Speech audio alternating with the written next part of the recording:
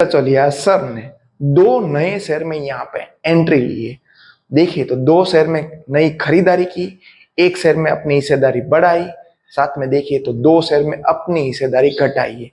पांचों शेयर की मैंने फुल वीडियो बनाई, कितने परसेंट तक और कितनी अमाउंट तक बढ़ाई वो सब कुछ मैंने फुल वीडियो में दिया है। लिंक उसकी मैं डिस्क्रिप्शन बॉक्स में यूट्यूब के लिए और इंस्टाग्राम के लिए मैं लिंक उसकी बायो में दे दूंगा। आप पूरी वीडियो वहां पे जाके देख सकते हो। यहाँ पे देखो तो कौन से स्टॉक में अपनी हिस्सेदारी, नए दो स्टॉक खरीदे तो वी मार्ट इंडिया, नेक्स्ट देखे तो जैन रिसोर्स रिसाइकलिंग, ये दोनों स्टॉक में अपने नई खरीदारी सर ने की है।